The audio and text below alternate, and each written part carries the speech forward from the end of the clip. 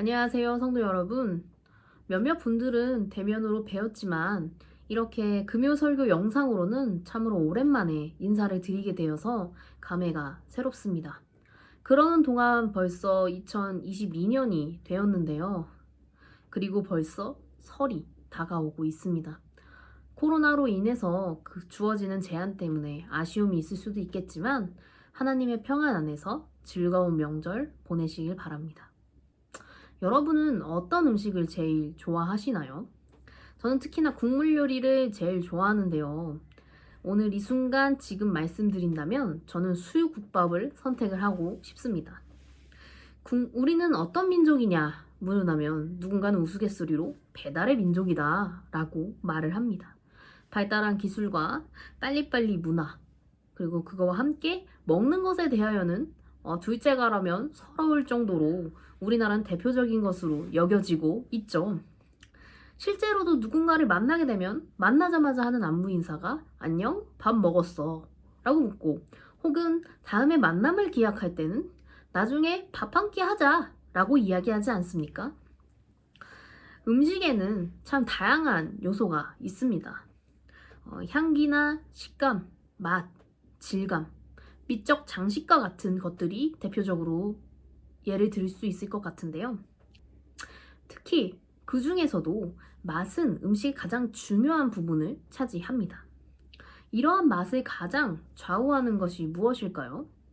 그 재료 자체의 맛을 온전히 살리면서 즐길 수 있게 하는 것, 가장 바로 기본적인 것, 간입니다.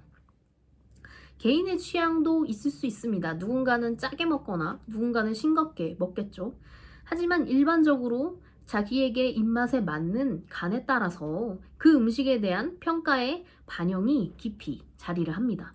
그만큼 적절한 간은 아주 중요한 포인트라는 거죠. 설교 중에 갑자기 먹는 이야기를 해서 하필 이 시간에 이야기를 해서 더 배고픔을 호소하시는 분이 계실 수도 있다고 생각이 드는데요. 그러면 본론으로 들어가 보도록 하겠습니다. 본문 6절의 말씀을 보겠습니다.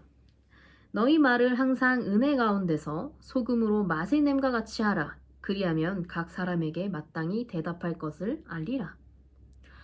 제가 앞에서 말했던 것에 중점으로 볼 단어가 있다면 과연 무엇일까요? 제가 간에 대한 이야기를 했어요. 당연히 감이 오시나요? 소금입니다. 소금은 세균이나 더러운 것들을 깨끗하게 소독하거나 혹은 절여서 맛을 내고 오랜 기간 저장할 수 있도록 그것이 부패하지 않게 돕는 역할을 합니다. 또한 싱겁게 먹는 것도 중요하지만 우리의 삶에서 적절한 양의 염분은 생명의 유지를 위해서 꼭 필요한 부분이기도 합니다. 그렇기에 소금의 역할은 아주 중요하게 여겨집니다. 저는 오늘 이 본문의 말씀 속에서 그리스도인으로서 살아가는 나의 삶이 세상 속에서 좋은 맛을 낼 수 있는 소금이 되어야 함을 연결 지으려 합니다. 그 맛을 통해 나와 함께 연결된 모든 영적인 생명을 위하여 살아가야 한다고 말입니다. 그렇다면 그리스도인으로서 좋은 맛을 내기 위해 나에게 필요한 것이 무엇인지 함께 알아보도록 할까요? 영적인 소금의 맛을 내기 위한 첫 번째는 바로 하나님과 대화하는 것입니다. 2절의 말씀을 같이 보겠습니다. 기도를 계속하고 기도에 감사함으로 깨어있으라. 기도를 하는 것, 그것은 내가 하나님께 대화를 거는 것입니다. 대화라는 것은 무엇일까요? 서로의 의견을 묻고 듣고 소통함입니다. 만남의 관계의 첫 시작은 대화를 통해서 시작이 됩니다. 이 말은 즉 서로의 대화가 이루어지지 않는다면 관계가 형성될 수 있다는 것을 말하는 것이죠. 이것은 우리의 삶에서도 그렇습니다.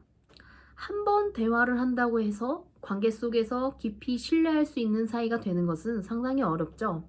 저 같은 경우에는 상당히 의심이 많아서 한 번 대화한다고 절대 친해지고 싶어 하지 않습니다. 때문에 우리는 지속적으로 관계를 통해 신뢰하는 사이로 발전돼야 갑니다. 마찬가지로 하나님과 대화한다는 것은 무엇이냐? 그것은 단 하루나 혹은 잠시의 순간을 통해서 신뢰하는 사이로 발전된다는 것이 아닙니다. 그리고 이것은 길게 유지되어야 하기 때문에 계속 기도하라 라고 말을 하는 것이죠. 그런데 여기에서 궁금한 점은 하나님과 대화하는 것이 왜 영적인 맛을 낼 수 있게 하는 것이냐라는 것입니다. 하나님과의 대화는 나를 영적으로 깨어 있을 수 있게 하기 때문입니다. 나의 삶에 대해선 저희의 육체적인 노력도 너무나도 필요합니다. 그와 함께 또 하나님의 인도하심을 통해 그 방향성을 우리가 목표로 설정을 하고 그 삶을 살아가고 있습니다.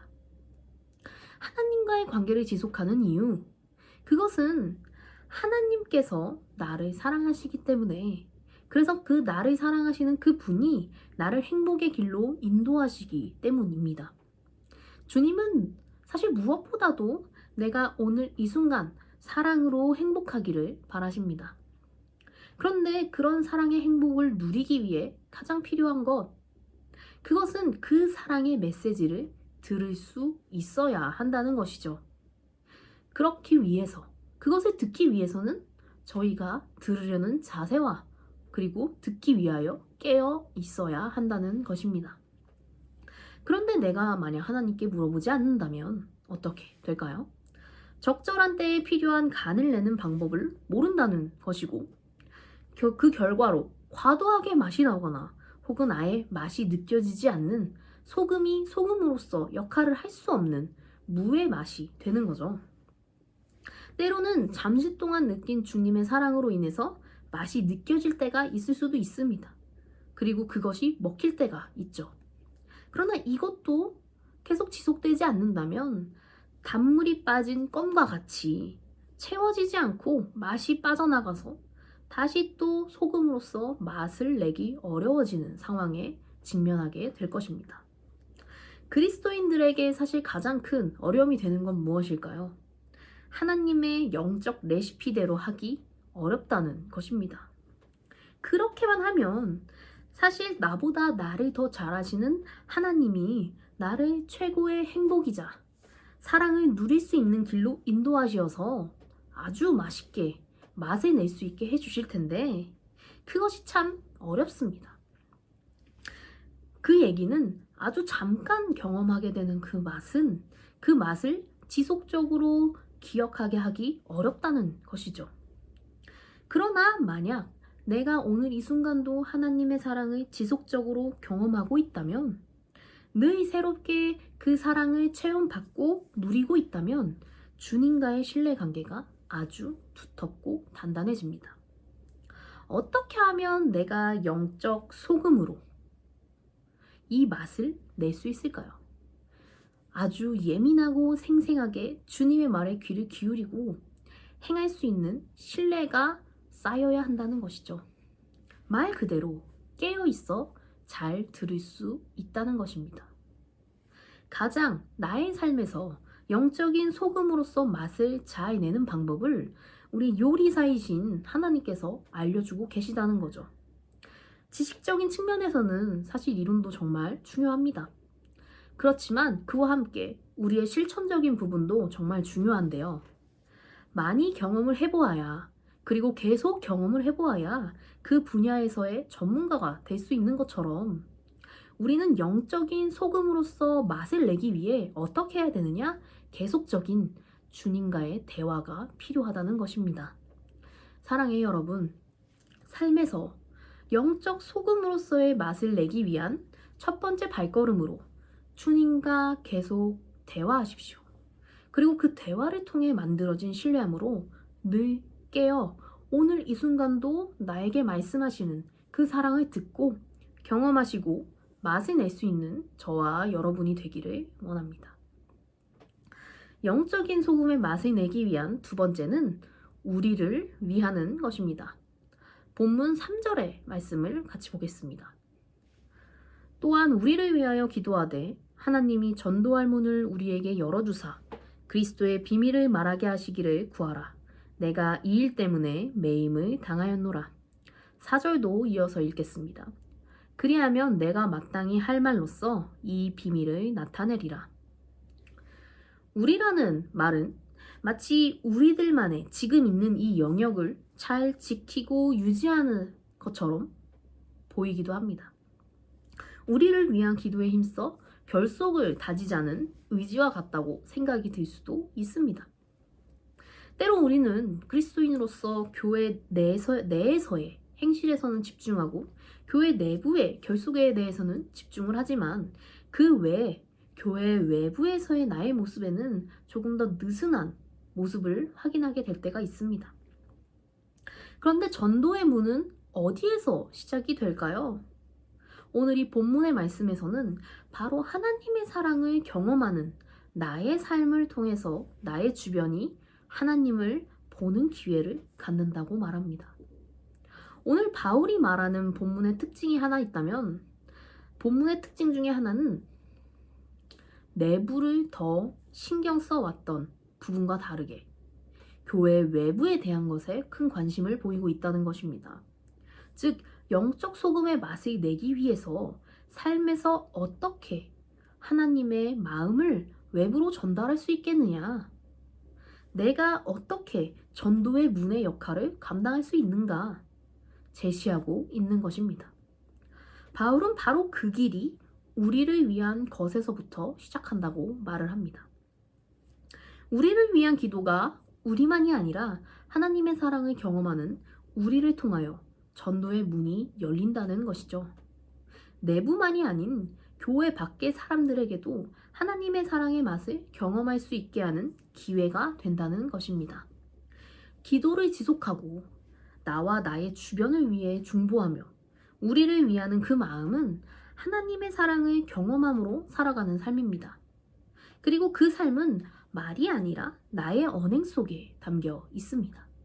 이 사랑을 통한 언행은 영적 소금으로서의 외부에서 맛을 내는 방법이 되는 것이죠. 저는 야간에 햄버거 가게에서 경제 활동을 하고 있습니다. 보통 야간 시간에는 일하는 사람들이 거의 고정적이어서 같이 쉽게 친분을 쌓을 수도 있고 이야기를 하면서 시간을 보내고 있는데요. 어느 날 함께 일하는 분이 저한테 이렇게 말을 하시더라고요. 예영님은 정말 욕을 안 한다.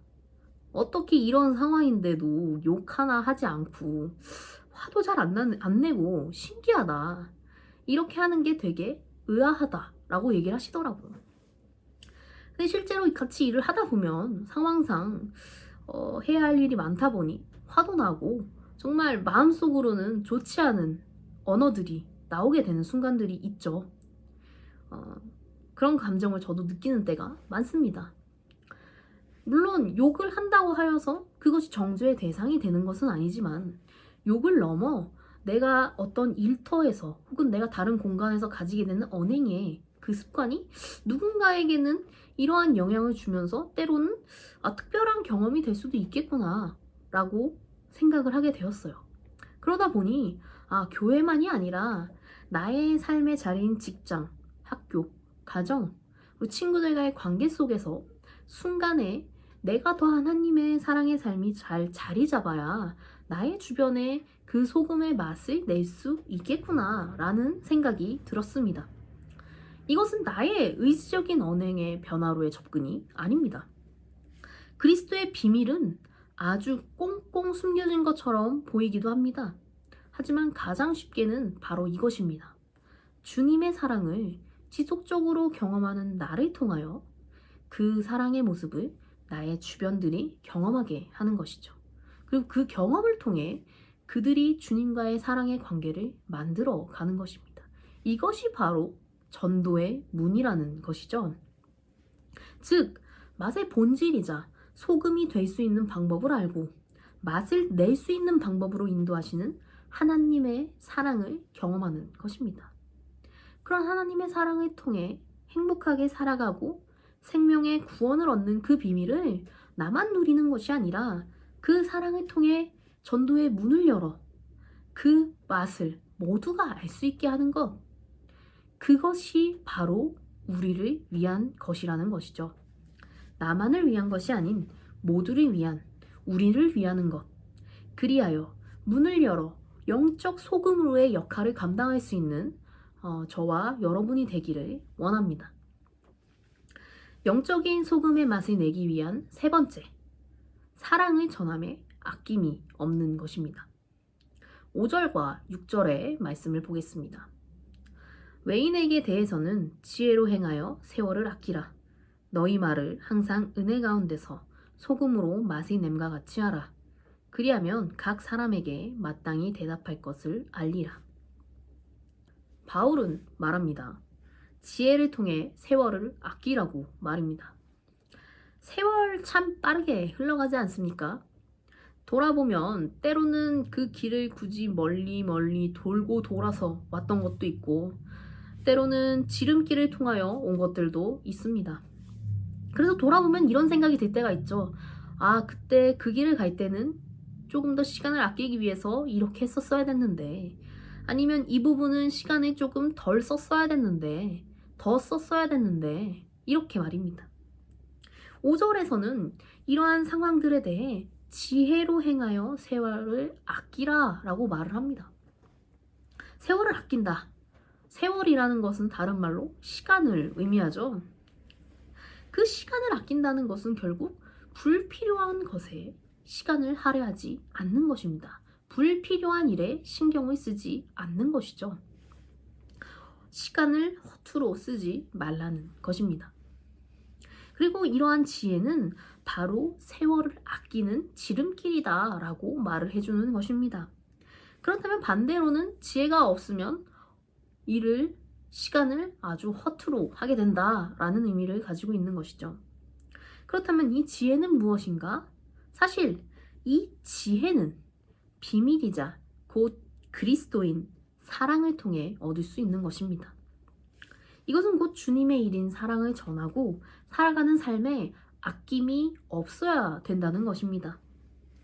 그리스도인으로서 살아가는 삶 중에서 주님의 사랑을 전하는 일보다 더 중요한 일은 없다는 것이죠. 무엇보다 그것이 영적 소금의 맛의 냄과 동시에 그것이 지혜의 삶이라고 말을 하는 것입니다. 그리고 이러한 일에 동참하는 것에 절대 망설이지 말고 두려움 없이 뛰어들라는 것입니다. 그러다 보니 자연스럽게 삶 속에서 소금의 역할을 감당할 수 있게 됩니다.